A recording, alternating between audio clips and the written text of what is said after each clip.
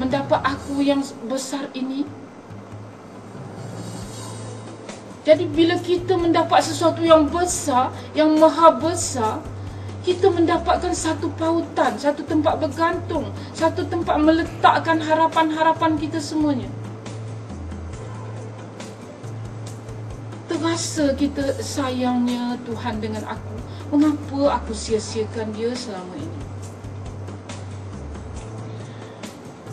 Dia ulangkan lagi. Dan dia ajar kita bercakap, aku bersaksi bahawa tiadalah tempat bergantung yang lain selain dia. Yakni, kerana memang dia sajalah Tuhan dan dia sajalah tempat bergantung, maka salahlah kalau kita cuba mendapatkan tempat-tempat bergantung yang lain. Sebab itulah Tuhan mengajarkan kita cakap bahawa saya tidak ada tempat bergantung, tidak ada Tuhan lain pada saya, melainkan Tuhanlah, melainkan Allah lah. Kata-kata yang dia ucapkan tu sangat memanggil kita kepada dia. Engkau jangan pergi tempat lain. Tempat lain bukan tempatnya untuk bergantung. Datang pada saya. Saksikanlah ketuhanan saya. Lihatlah ciptaan-ciptaan saya. Lihatlah ciptaan tentang kamu dan perhubungan antara kita. Bukankah itu sungguh saksi, menjadi saksi bahawa memang Tuhan sajalah tempat bergantung. Seterusnya, Allah juga memberitahu kita, ingatkan kita ketika memanggil bahawa yang buat kerja untuk memahamkan kita tentang Tuhan kita itu ialah Nabi Muhammad. Dan kita saksikanlah bahawa Nabi Muhammad begitu bersungguh-sungguh, bekerja mati-matian, berkorban apa saja untuk sampai kita terhubung dengan Tuhan, sampai kita tahu jalan perhubungan tu, sampai kita faham bagaimana nak melakukan perhubungan dengan Tuhan itu. Jadi Nabi Muhammad cukup penting dalam hidup kita. Sedangkan dia Nabi kita, walaupun dia sudah wafat, tapi rohnya tetap hidup di dalam Al-Quran dan Sunnah, membimbing kita untuk sampai dapat menemukan kebahagiaan kita itu, yakni bercinta-cintaan dengan Tuhan. Allah panggil dengan lembut dan sedap sekali, mari, mari sembahyang. Mari bersembahyang tu artinya mari berjumpaku, mari kepadaku.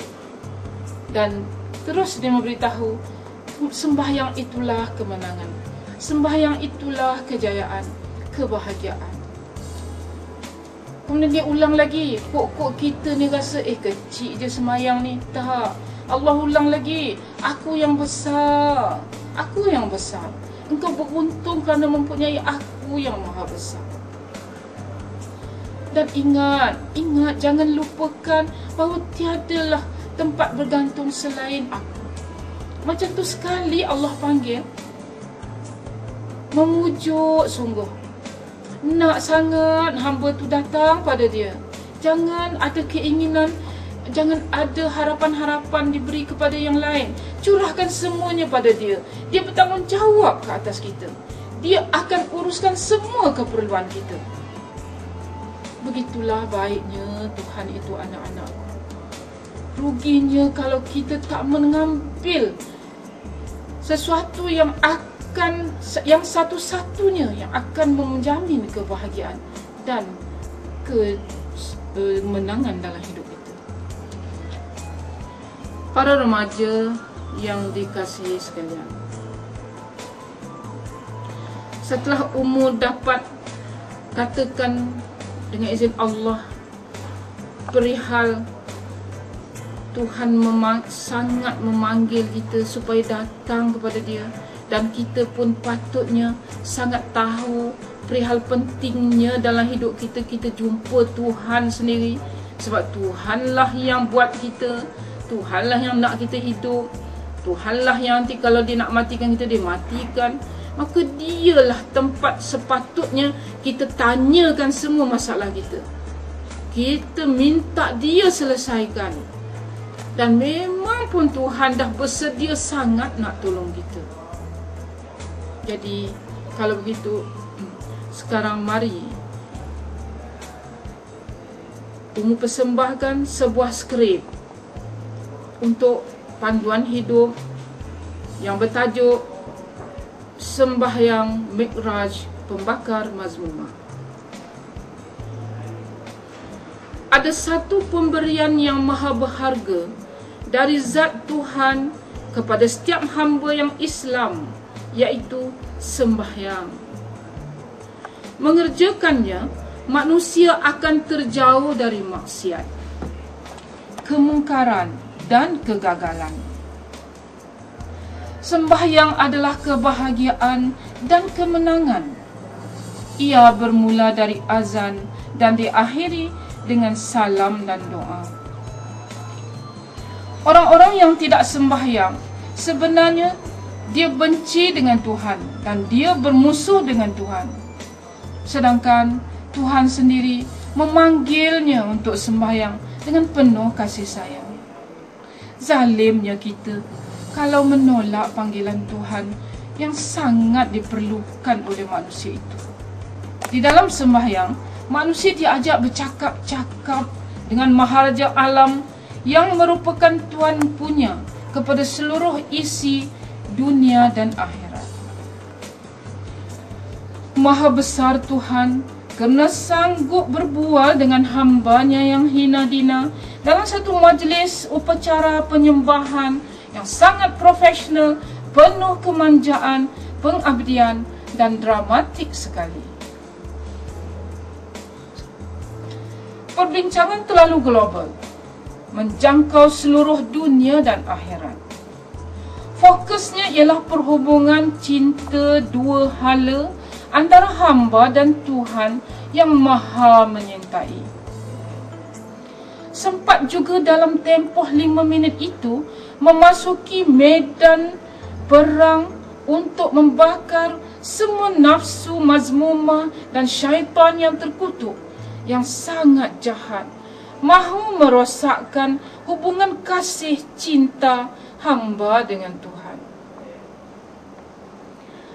Nafsu itu mahu dia dituhankan, dipuja, dicinta dan diperturutkan. Jahatnya nafsu itu. Memang Tuhan membenarkan nafsu berfungsi di dalam diri, tetapi Tuhan sudah warning bahawa innan nafsa la'ammaratun bisu, kata Allah.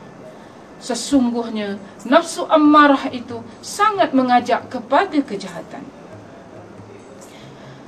Namun para remaja harapan sekalian, kekuatan sembahyang dan majlis dengan Tuhan benar-benar dapat menangkisnya, bahkan sampai membuahkan satu pemikiran yang agung, perasaan yang agung dan akhlak yang agung hasil sembahyang. Cinta Tuhan membuahkan cinta sesama manusia, hingga kita sanggup mendoakan dan menjamin keselamatan bagi seluruh isi langit dan bumi, bersama rahmat dan keberkatan dari Tuhan.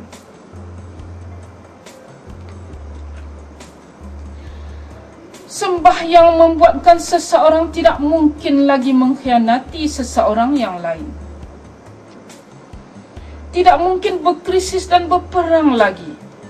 Sembahyanglah satu-satunya kursus yang mampu membuatkan manusia menang terhadap nafsunya dan akan membawa kasih sayang dan pembelaan kepada seluruh manusia.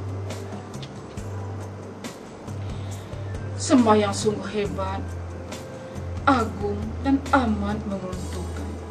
Sebuah perniagaan yang cukup besar, sebuah projek yang maha menakjubkan, dan sejenis aktiviti ciptaan Tuhan yang akan membangunkan mental, roh, fizikal, bertaraf dunia, bertaraf akhirat dalam hanya satu masa yang pendek.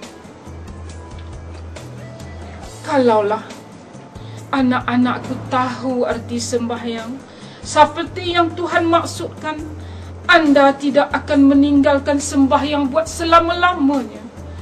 Bahkan tidak akan pernah jemu pun, kerana di dalamnya penuh rindu, cinta, bahagia dan berjaya. Sembahyang ialah mi'raj, membakar mazmumah. Sembahyang ialah pertemuan dengan kekasih yang cintanya tiada tolak banding. Allah panggil roh kita bertemunya di Sidratul Muntaha, tempat sembahyang itu diajarkan kepada Rasulnya. Kita benar-benar dibenarkan melakukan upacara menghadap ke hadrat yang maha agung. Tuhan punya alam, akhirat dan dunia, langit dan bumi dengan segala isi-isinya. Dia benar-benar memanggil kita untuk bercakap-cakap dengannya, bermanja-manja, mengadukan itu dan ini, dan meminta semua keperluan kita. Yang keperluan itu semuanya tersimpul dalam satu kalimat yang selalu diserukan oleh khatib-khatib di mimbar-mimbar di hari Jumaat. Bertakwalah. Takwa adalah kunci atau simpulan yang akan menjamin seseorang yang memilikinya mendapatkan seluruh keperluan hidupnya, lahir atau batin. Untuk itu, Tuhan memanggil kita bukan hanya sekali, tetapi 5 kali sehari. Dia tidak jemu-jemu melayan kita, walau kita sering jemu untuk bersamanya.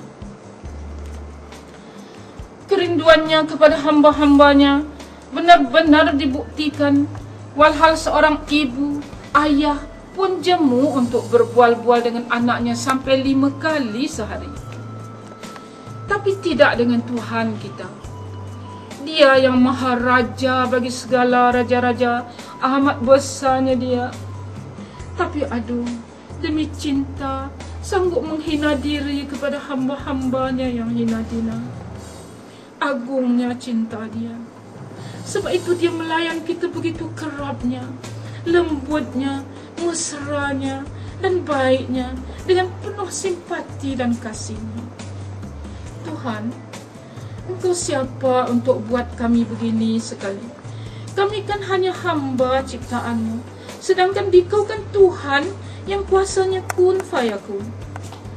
Mengapa dibuat begini pada kami yang hina, dibesarkan, dilayan, diberi simpati dan dimuliakan dengan segala kelengkapan hidup?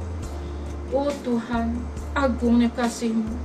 Bagaimanakah cara kami membalasnya? Anak-anakku, inilah jawapan bagi pihak Tuhan.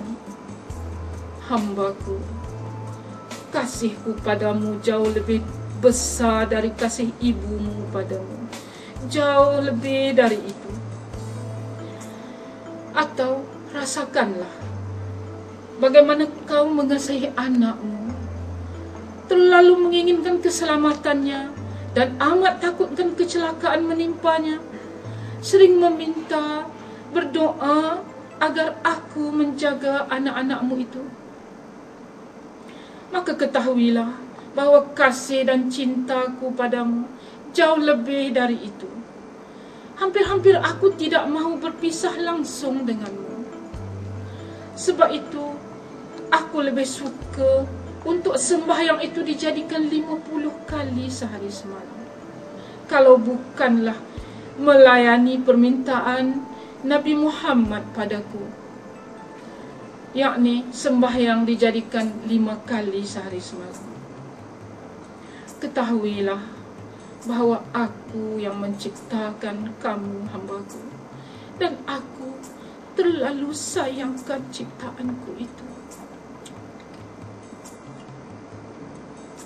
Ungkapan-ungkapan di dalam sembahyang adalah skrip yang diajarkannya, yang merupakan bahasa cinta yang sangat hebatnya. Sumpah setianya menggambarkan cinta yang panas sekali. Panggilan yang dibuatnya adalah pujaan yang tiada tolok bandingnya. Janji dan ikrarnya maha indah dan menakjubkan sungguh.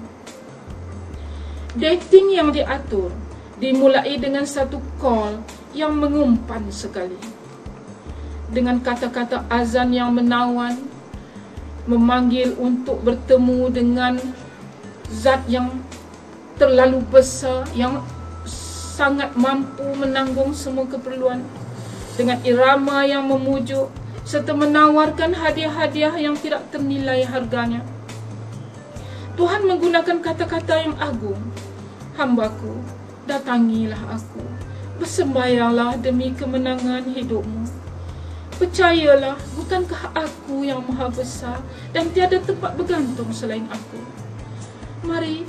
Mari padaku, wahai kesayanganku, jangan cenderung kepada selainku, kerana hanya aku yang besar untukmu dan tiada selainnya. Dan ingatlah, Muhammad penghubung kita, hambaku.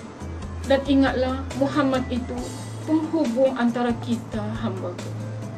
Demikianlah secebis anekdot cinta Tuhan yang saya paparkan dalam bentuk roh atau perasaan, agar kita dapat ikut menyelami betapa dalamnya arti sembahyang itu.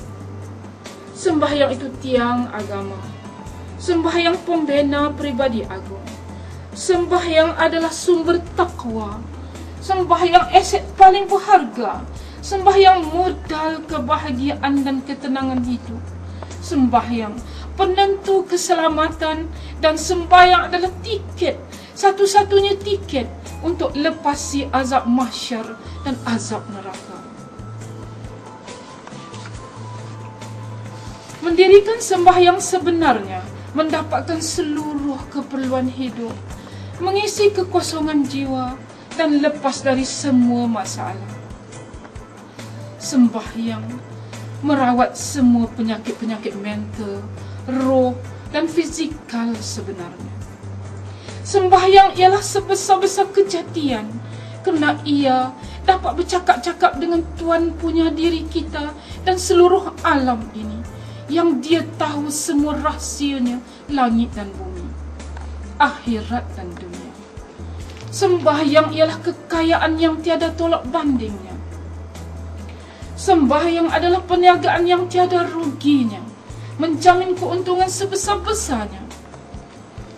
Sembahyang adalah universiti agung, mengajarkan ilmu-ilmu yang mendalam sekali.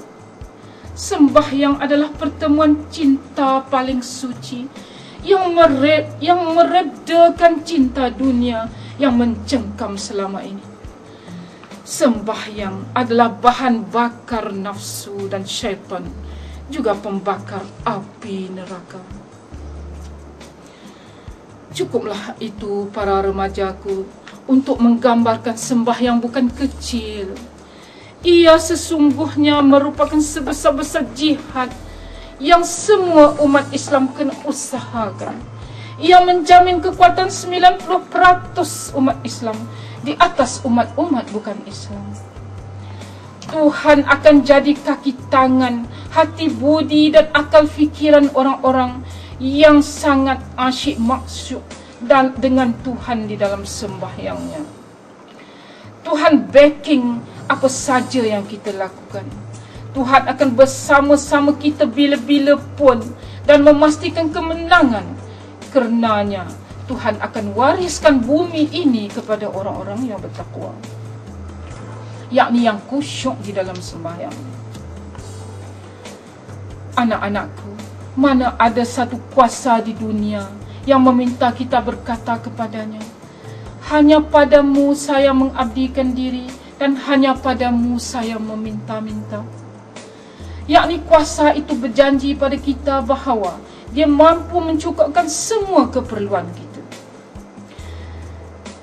Bahkan dia melarang kita meminta kepada yang lain, kerana sebenarnya yang lain-lain itu tidak layak untuk menjadi tempat bergantung hidup, tidak mampu mencukupkan semua keperluan lahir batin kita. tidak mampu memberi kasih sayang pada setiap waktu yang kita perlukan. Mana ada kuasa itu? Memang tidak ada. Yang ada hanyalah Allah, Tuhan yang Esa itu, yang telah membuktikan ketuhanannya kepada kita dengan berani meminta kita agar hanya bekerja dengannya dan merasa cukup hanya dengan Dia. Demikianlah roh sembahyang, sebuah pendidikan jiwa yang Tuhan sendiri kursuskan, yang hanya dengan 5 minit berjumpa Dia cukup untuk mendapatkan sesuatu yang maha perlu untuk hidup kita, iaitu takwa. Sesuatu yang menjadi pakaian nabi-nabi, rasul-rasul dan orang-orang soleh, yang kita, anak-anakku, mesti pastikan boleh mendapatkannya di dunia ini. Kerana itulah sijil atau kelayakan yang satu-satunya menjamin kebahagiaan hidup di dunia, di alam barzakh, di padang mahsyar dan di syurga nanti. Sekian. Mudah-mudahan benarlah apa yang saya katakan ini dari Tuhan. Benar-benarlah untuk memperlihatkan maksud kata-kata Tuhan. Mendapat kemenanganlah orang-orang yang bersembahyang, yang mereka itu khusyuk di dalam sembahyangnya. Segala kelemahan, kekurangan adalah kedaifan bagi seorang hamba. Saya mohon ampun dan maaf, tapi amat mendoakan mudah-mudahan Tuhan menurunkan semula roh sembahyang ke dalam dada-dada kita. Semoga kita mendapatkan sembahyang yang khusyuk itu. Wabihi wallahu alam. Aqulu qawli hadha wa astaghfirullahal azim li wa lakum wa lisairil muslimin wastaghfiruh innallaha ghafurur rahim. Assalamualaikum warahmatullahi wabarakatuh.